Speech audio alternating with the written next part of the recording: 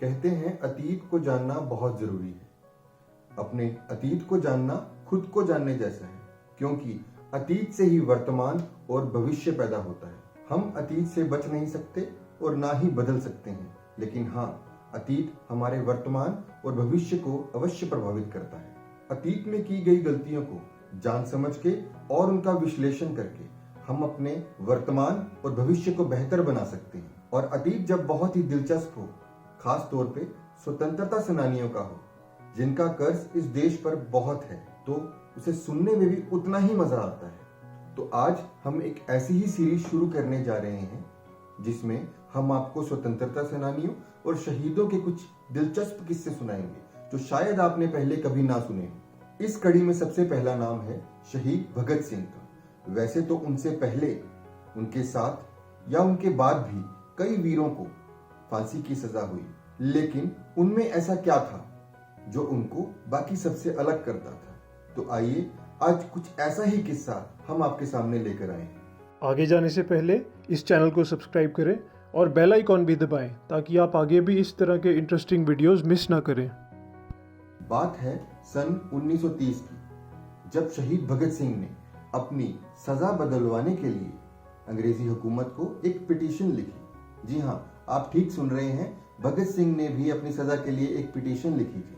कुछ क्रांतिकारी सजा के डर के कारण अंग्रेजी हुकूमत को अपनी सजा कम करने के लिए या रिहा होने के लिए पिटीशन या माफीनामा लिखा करते थे। भगत सिंह ने भी अपनी फांसी की तारीख तय होने के बाद अंग्रेजी हुकूमत को एक पिटीशन लिखी। उस पिटीशन को पढ़ के खुद अंग्रेज भी हैरत में आ गए, क्योंकि पिटीशन ही कुछ ऐसी थी।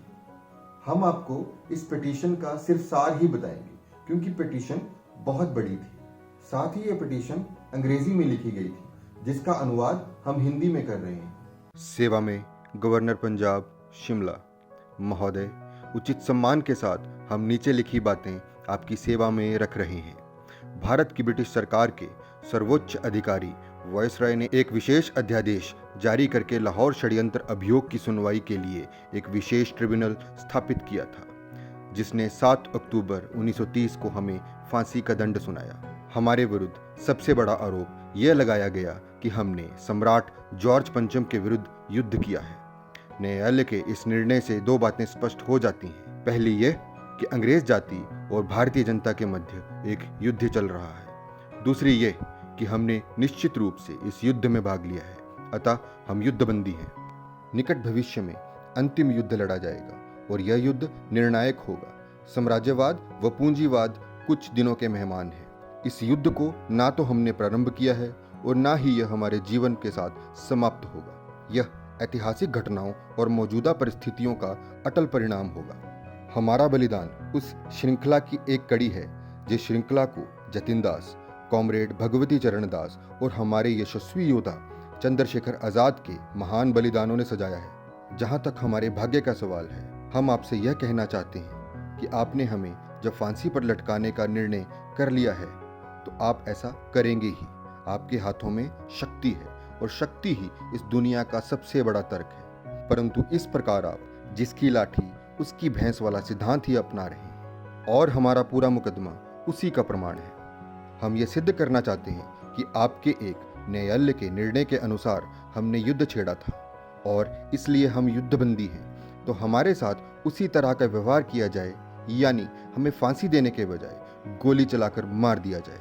अब यह सिद्ध करना आप पर है कि आपका अभिप्राय वही है जो आपके न्यायालय ने कहा है। हम गुजारिश और उम्मीद करते हैं कि आप अपनी सेना की टुकड़ी को आदेश दें कि वो हमें गोली मार दें।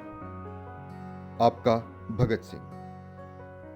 इसी तरह भगत सिंह के लिए 29 जुलाई 1930 को एक और पिटीशन भगत सिंह के पिता सरदार किशन सिंह ने लिखी, जिसमें उन्होंने भगत सिंह और उनके साथी राजगुरु और सुखदेव की फांसी रोकने के लिए अंग्रेजी हुकूमत से गुहार लगाई। लेकिन जब यह बात भगत सिंह को पता चली तो वो बहुत नाराज हुए और अपने पिता को पत्र के माध्यम से कहा कि मेरे हिसाब से मेरी जिंदगी इतनी भी कीमती नहीं जितना आप सोचते हैं, और मेरे सिद्धांत उससे कहीं ज्यादा कीमती हैं। भगत सिंह का कहना था कि उनकी क्रांति की लौ उनके जीवित रहने के बजाय उनके मरने के बाद ज्यादा प्रज्वलित होगी। और अन्य क्रांतिकारियों के रगों में भी एक नई ऊर्जा का संचार होगा, जो कि हुआ भी।